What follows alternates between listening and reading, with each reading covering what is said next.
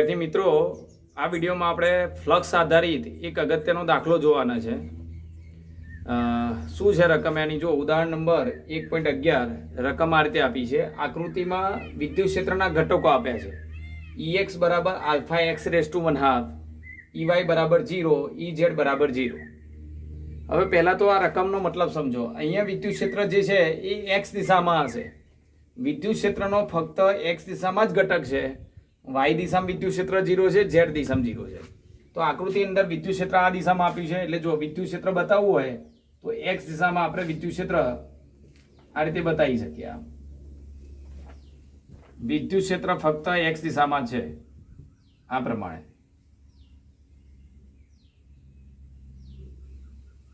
બરોબર, આ રીતે વિદ્યુત ક્ષેત્ર આપણે એક્સ દિશામાં આપણે અહીંયા બતાવી શકીએ.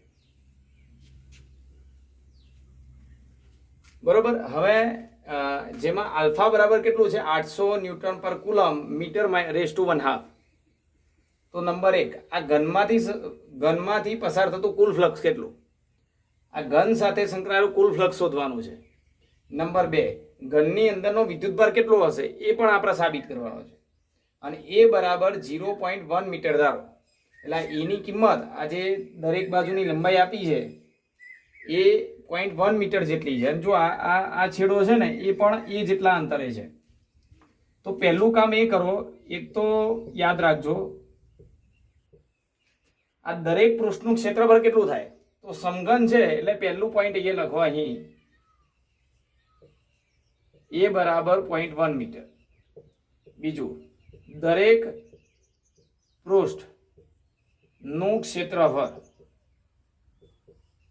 ડેલ્ટા એસ બરાબર, તો લંબાઈ ગુણ્યા લંબાઈ, જો એ ઇન્ટુ એ એટલે એ સ્ક્વેર, તો કેટલું થાય? 0.1 નો વર્ગ એટલે એ સ્ક્વેર લખીશું આપણે, પછી કિંમત મૂકીશું. દરેક પૃષ્ઠનું ક્ષેત્રફળ એ સ્ક્વેર થાય. અને તથા વિદ્યુત ક્ષેત્રનો એક્સ ઘટક તો આલ્ફા એ રેસ ટુ 1/2. આટલી વસ્તુ આપણને આપેલી છે. હવે જો આ સમઘન સાથે સંકળાયેલું ફ્લક્સ શોધવું હોય તો તમે બરોબર સમજજો. અહીંયા જે વિદ્યુત ક્ષેત્ર રેખાઓ છે એ ફક્ત એક આ પૃષ્ઠમાંથી, એટલે કે જે છાयांकित કરેલો છે ભાગ, છાयांकित જે પૃષ્ઠ છે એ આ બંને સપાટીમાંથી જ પસાર થાય છે. બાકીની જે સપાટી છે એ વિદ્યુત ક્ષેત્રને સમાંતર છે. એટલે વિદ્યુત ક્ષેત્ર રેખાઓ આમ સમાંતર નીકળી જાય. એટલે એ પૃષ્ઠમાંથી, એટલે આ સપાટીમાંથી કોઈ ક્ષેત્ર રેખાઓ પસાર થતી નથી. અને માટે આ સપાટી સાથે સંકળાયેલું ફ્લક્સ 0 થશે. એટલે યાદ રાખો, આમાં પહેલી વસ્તુ શું? સમઘનમાં ટોટલ 6 સપાટી હોય. એક આ ડાબી બાજુની છે, એક જમણી બાજુની છે. આ ડાબી બાજુની સપાટી, આ જમણી બાજુની સપાટી, રાઈટ સાઈડ, આ લેફ્ટ સાઈડ. બાકીની એક ઉપર, એક નીચે, એક આગળ ને એક પાછળ. તો આ ડાબી બાજુની જમણી બાજુની જે સપાટી છે, મતલબ છાयांकित જે સપાટી છે, એના સિવાય બાકીના જે પૃષ્ઠ છે એ બધા વિદ્યુત ક્ષેત્રના સમાંતર છે. અને માટે એની સાથે કોઈ ફ્લક્સ સંકળાયેલું નથી. એટલે આની સાથે ફ્લક્સ 0, આની સાથે આગળનું પાછળનું, એનું ફ્લક્સ 0 થાય. ફક્ત વિદ્યુત ક્ષેત્ર એક્સ દિશામાં છે એટલે આ બે સપાટીમાંથી પસાર થશે. એટલે અહીંયા જો પહેલા લખી દઈએ, અહીં વિદ્યુત ક્ષેત્ર રેખાઓ જે છાयांकित પૃષ્ઠમાંથી જ, વિદ્યુત ક્ષેત્ર રેખાઓ છાयांकित પૃષ્ઠમાંથી જ પસાર થાય છે. બાકીના પૃષ્ઠ ને સમાંતર હોવાથી તેમાંથી પસાર થતી નથી. અને જેથી બાકીના પૃષ્ઠ સાથે, બાકીના છાयांकित પૃષ્ઠ સિવાય ના પૃષ્ઠ, આ છાयांकित સિવાયના જે પૃષ્ઠ છે તેની સાથે સંકળાયેલ ફ્લક્સ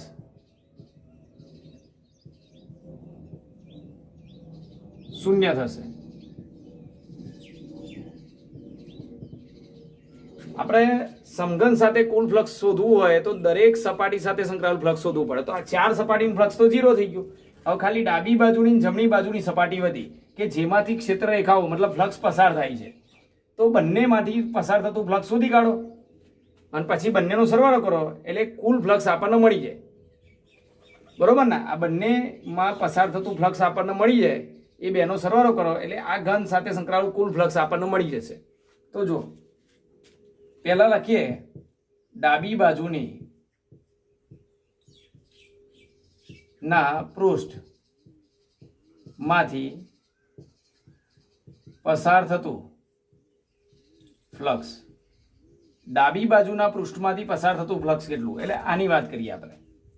તો ફ્લક્સ ફાઈ બરાબર ડાબી બાજુના પૃષ્ઠમાંથી પસાર થતું ફ્લક્સ. તો ફ્લક્સ ફાઈ બરાબર E into delta S cos theta.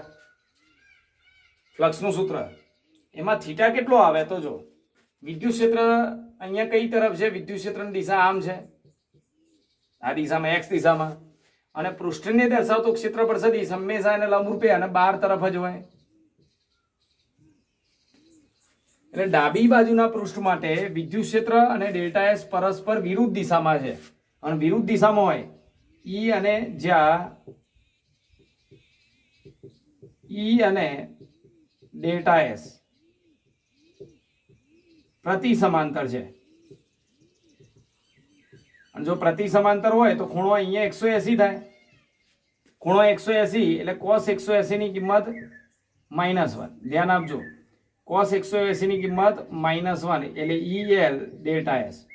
હવે આગળ જુઓ. હવે EL એટલે ડાબી બાજુના પૃષ્ઠમાંથી પસાર થતું વિદ્યુત ક્ષેત્ર કેટલું? તો એના માટે આ સૂત્ર વપરાય. ડાબી બાજુના પૃષ્ઠમાંથી પસાર થતું વિદ્યુત ક્ષેત્ર એટલે આલ્ફા, અને x એટલે અંતર. ઉગમ બિંદુથી પૃષ્ઠનું અંતર કેટલું? તો એ જેટલું, એટલે x ની જગ્યાએ એ લખાય a⁻². ફરીથી જુઓ, EL એટલે ડાબી બાજુના પૃષ્ઠમાંથી પસાર થતું વિદ્યુત ક્ષેત્ર. તો ડાબી બાજુના પૃષ્ઠમાંથી પસાર થતું વિદ્યુત ક્ષેત્ર એટલે આલ્ફા ઇન્ટુ x⁻². પણ x એટલે અંતર, તો ઉગમ બિંદુથી અંતર કેટલું છે?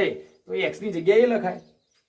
ચલો પછી ડેલ્ટા એસ. તો બધા પૃષ્ઠનું ક્ષેત્રફળ a² જ છે. લંબાઈ ગુણ્યા લંબાઈ એટલે a². તો કેટલું થાય? જો આને લખવું હોય શું લખાય? તો માઇનસ આલ્ફા a² અને એની અડધી 2 + 1/2 એટલે 5/2 2 + 1/2. 2 નો લસા લો એટલે 2 × 2 4 ને 1 5 એટલે 5/2 થાય. અથવા તો જો 2 માં અડધો ઉમેરો એટલે અઢી થાય. અઢી એટલે 5/2. તો આલ્ફા લખવામાં ભૂલ થઈ, આલ્ફા a⁵5/2.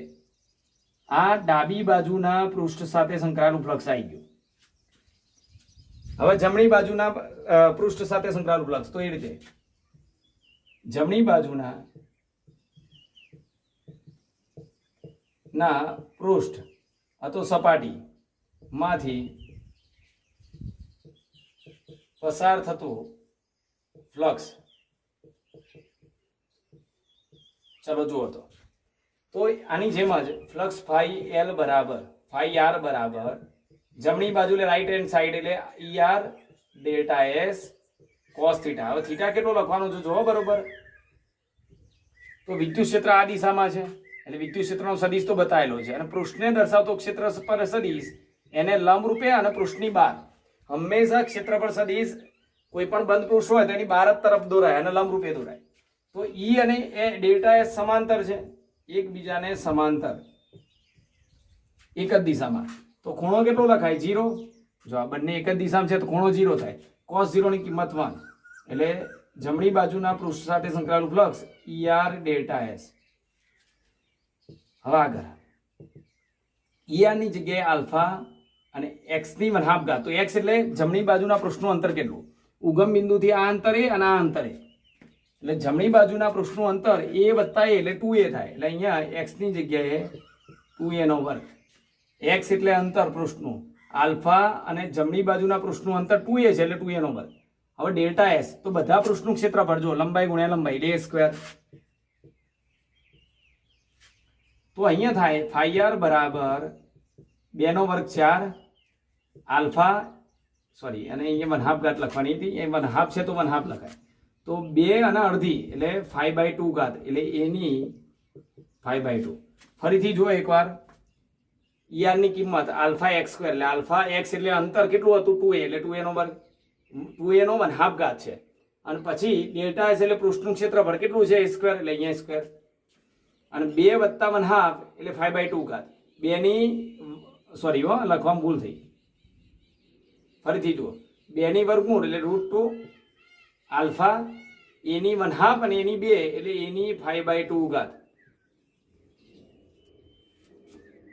તો જુઓ તમે બરોબર સમજો, ડાબી બાજુના પૃષ્ઠ સાથે સંકળાયેલું ફ્લક્સ આવી ગયું, જમણી બાજુના પૃષ્ઠ સાથે સંકળાયેલું ફ્લક્સ આવી ગયું અને બાકીની બધી સપાટી સાથે સંકળાયેલું ફ્લક્સ 0 હતું એટલે બધાનું કુલ ફ્લક્સ. તો ઘન સાથે માટે નંબર એ ઘન સાથે સંકળાયેલ કુલ ફ્લક્સ. તો કુલ ફ્લક્સ બરાબર ડાબી બાજુની સપાટી, જમણી બાજુની સપાટી, બાકીની બધી સપાટી. પણ બાકીની બધીની તો 0 હતું એટલે લખવાની જરૂર જ નથી એટલે બધાનો સરવાળો. ચલો ફ્લક્સ ફાઈ બરાબર ડાબી બાજુની સપાટીનું ફ્લક્સ માઇનસ આલ્ફા a⁵ જમણી બાજુની સપાટી. એક કામ કરો, જમણી બાજુની પહેલા લખીએ ધન છે એટલે, અને ડાબી બાજુની પછી લખીએ. તો જમણી બાજુનું √2 આલ્ફા a⁵, ડાબી બાજુનું માઇનસ આલ્ફા a⁵. તો ફ્લક્સ ફાઈ બરાબર આલ્ફા કોમન a⁵ કોમન. તો કૌંસમાં શું વધ્યું, અહીંયા √2 વધ્યો, અહીંયા 1 વધ્યો. હવે અહીંયા કિંમતો મૂકી દો. તો આલ્ફાની કિંમત છે ને એ 800 છે, પછી એની કિંમત છે એ 0.1 છે અને √2 એટલે 1.41 અને ઓછા 1.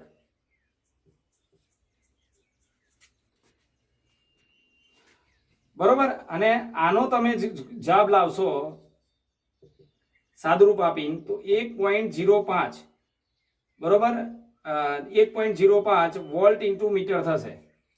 ફ્લક્સનો એકમ વોલ્ટ ઇન્ટુ મીટર, અથવા તો બીજું એકમ લખવું હોય તો તમને ઉપર આપેલો જ છે ફ્લક્સનો એકમ, આલ્ફાનો એકમ. ફ્લક્સનો એકમ વોલ્ટ ઇન્ટુ મીટર, તમે આ જ લખું છું હું અત્યારે. આ ફ્લક્સનો એકમ થયો. અને વોલ્ટ ઇન્ટુ મીટર ના લખવું હોય તો વેબર આ લખી શકે. એટલે આ રીતે તમે ફ્લક્સ મેળવી શકો. હવે ઘનની અંદર વિદ્યુતભાર કેટલો એની ગણતરી કરીએ. હવે જુઓ બી ભાગ, ઘનની અંદરનો વિદ્યુતભારની ગણતરી કરો. હવે જુઓ તમને ઘન સાથે સંકળાયેલું ફ્લક્સ મળી ગયું અને તમારે ઘનની અંદર કેટલો વિદ્યુતભાર છે શોધવો છે. તો ગાઉસના નિયમનો ઉપયોગ કરી દો. બી ગાઉસના નિયમ પરથી ઘન સાથે સંકળાયેલું કુલ ફ્લક્સ બરાબર ઘેરાતો વિદ્યુતભાર ભાગ્યા ε0. તો બંધ પૃષ્ઠ વડે એટલે કે ઘનની અંદરનો વિદ્યુતભાર, ઘનની અંદર નો વિદ્યુતભાર